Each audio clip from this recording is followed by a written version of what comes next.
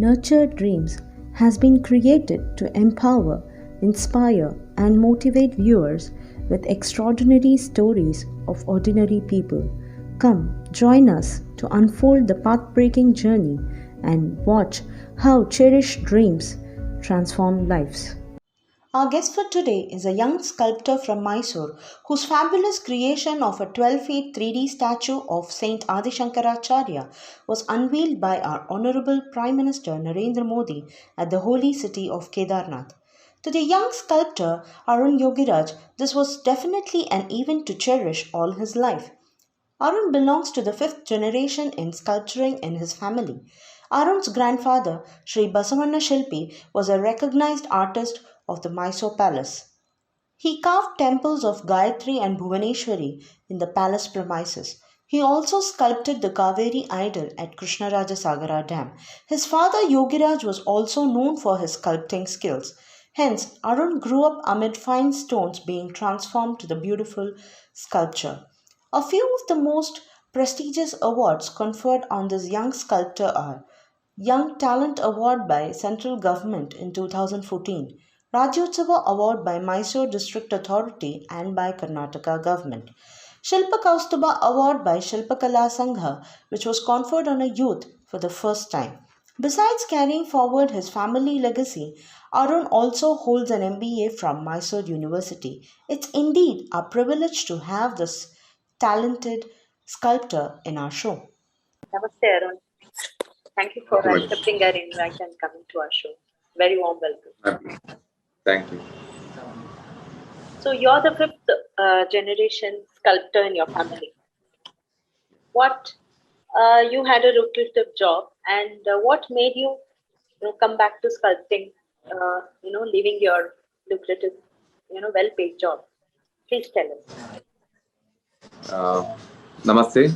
It's my pleasure talking to you, and I'm like to tell that I'm lucky to born in this family because we are doing sculpting from past 5 generations, approximately almost 250 years.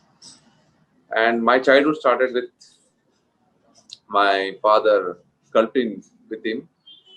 So it's like a fun with him. Every day I will be spending some time with my workshop and with my father. I just grown up like that. At the same time, I was also concentrating on my education. And I continued and I completed my MBA in 2008. After that, I joined a private job. Then I realized that that is not my dream. That is not my passion. I worked there for 4 months. I quit the job. Initially, my mother was very much against that. She don't want her son to be a blue-collared.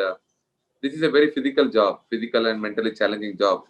And my mother saw my father working day and night. It's very time-oriented and very time-taking job. So she don't want me to come to this profession, but I convinced her for 1.5 years that I will do this job to the next level. So she was not agreed, but after few years, I received a South Indian Young Talent Award by the Government of India. I took my mother with me, and she was happy. That from that time, she understand that okay, you're going to pursue this career. So, according to me, at the time of my education, we concentrated on education, and knowledge is important. That doesn't mean that we should neglect our culture or our thing, our passion. It's important to give um, importance to your passion. So still till now, I don't feel like I'm working. I feel like I'm going a trip for a picnic every day. To going the job itself is going like a picnic for me now because I'm enjoying it. I got a chance to create something which is immortal. That's the best part of this profession. You did the sculpting of Maharaja Wadayar's statue, and you have done Ramakrishna Paramhamsa statue also. So this, how did you get this Adi Shankaracharya's project? Actually, JSW was initiated this project under the guidance of Prime Minister Office. They started searching for an artist for this project, and I was selected by Hampi University professor, Visual Arts HOD Mohan Panchal, and he suggested 3 to 4 artisans from Karnataka. I'm one among them. We just shared our work photos, what we have done in all these days. On that basis, they selected me, and I got the opportunity to sculpt this one. At the same time, it was the model was brought from all over the country. Around 8 9 models was presented in front of the Prime Minister, and finally, I received the call from JSW officials, Sandeep Gokule, that our model is selected to make a bigger one. So at that day, it is a very happiest moment of our all. It's a happy moment in all of my family that I got this opportunity. Tell us about something about this 9 months journey of yours doing this sculpture, starting from the raw material selection and completion of the entire project. Yes, the project started at 9 months ago, but my journey started 25 years ago. Every day I was very dedicated, and I'm not taking anything granted. So every day I was spending around 10 to 12 hours on average with my stone, and also learning till day. Every day I do a lot of exercises like the sketching every day, learning, and um, also reading a lot of books regarding sculptures and everything. First of all, it's going to a very important place where the all Indians give one of the highest priority to Kedarnath, and I know that it will be inaugurated by Prime Minister. The whole world will be watching. That healthy fear was there with me. At the same time, I am confident about what I am doing, what I will do. So it was started in the month of September 2020. We purchased around 80 tons of raw material for this project. So I personally visited many mines and just selected one of the best stones available. So make sure that it will be a big event. So all this thing I selected around 80 tons of raw materials, and we started chiseling in this month of September with my assistant around 7 members. And also we made a small planning that the project is very big, and it is a high profile project. We have to give more time than normal, so we decided to make a 2 shift working on this project, and we enjoyed it. We average work around 14 to 15 hours a day, and I don't remember we are taking holiday on Sundays also. It's a nice process because every day it's getting a new shape. We try to talk with Shankaracharya through stone. Now, Yes. when you are doing it in a large scale, you have done a lot of research on that. Tell us about that. Yes, we made a lot of research. We contacted regarding Shingeri Mutt. We have a branches at Mysuru, Shankar Mutt. At the same time, I collected where all the statues already made of Shankaracharya. I collected everything. I collected the painting of Ravi Verma, and I don't want to change that angle of Ravi Verma's painting. So I kept it like that, and rest of the things I keep adding. We made I just wear a dress of Shankaracharya, and also we made a photograph from all angles. To get At the the same time, 360-degree view. yes, to make it a 360 and highly three-dimensional sculpture, which is very much important. So, because of the architectural design, where every priest can go around and have a look from all sides. So, I don't want them to say that it's looking good from front and it is okay from the back side. So, we gave importance to each square inch, and also perspective wise, it should look good from top angle, side angle, even from the bottom.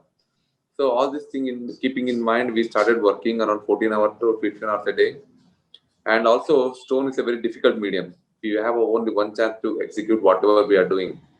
So, keeping everything in our mind, also keeping my experience and my father's guidance. So, all these things help me to bring this divinity, and it is more appeal than normal to everyone. From past 5 generations, we are working on this on sculpture, and you can observe there is a knowledge transfer happened between the generations. That my grandfather mainly is a national awardee, B. Basavanna Shilpi, and even my father is a state awardee, Jakanacharya awardee, B.S. Yogiraj Shilpi. My grandfather's guru is a Shilpi Siddhalinga Swami. He's also a Rajguru of Mysuru dynasty. So my grandfather worked under him for 25 years. So he learned from his guru, Shilpi Siddhalinga Swami. That knowledge was transferred to my grandfather, father to my father, father to me. That helped me in getting this ultimate result, because Okay. we are very much professional on what we are doing. Like even the tools we prepare ourselves, we give a proper temperament, so that there will be a connection between the stone and the tools what we use. So this knowledge transfer helped me to bring this divinity.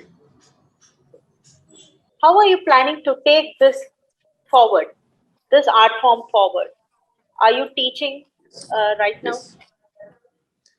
Right now, I'm having 4 to 5 students work. I'm giving a free food accommodation for them, and I'm teaching this Silpa Shastra and stone sculpting, at the same time line drawing and some clay works for 1.5 year with my own cost, and I'm allowing them to go back to their hometowns and do it on their own in Make future. a livelihood for And themselves. livelihood for themselves. At the same time, if we do this for next 20 years, definitely the in whole India, they look after Karnataka regarding any type of sculpting they want in India. They look up to the Karnataka, and they will find a number of artists like me who are doing the best job in stone sculpting.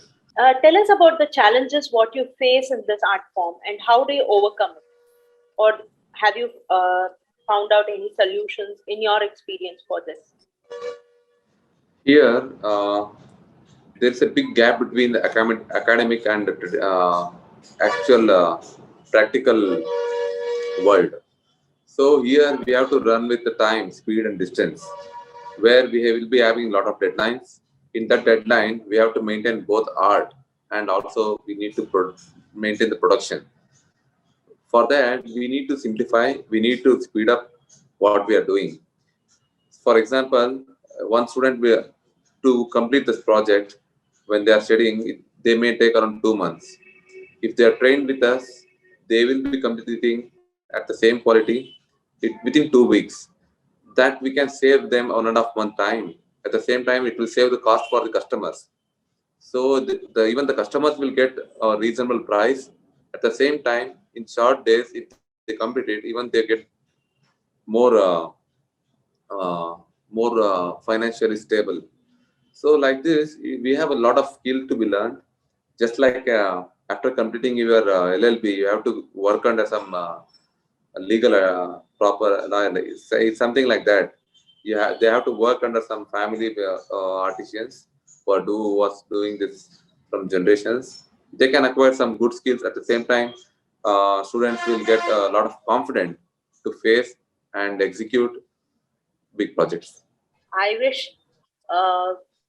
you do much more and provide Thank you. much more people benefit out of what you are doing. Yes, All the ma'am. best for your career. Thank you for accepting Thank our you. Thank invite you. again. Thank you. Thanks for the opportunity. It's my pleasure here. Thank you. Thank you for watching and appreciating these achievers. We encourage viewers to share their views with us, and also share details of achievers in their midst can be part of our show. If you like our content, please like, share and subscribe to our channel.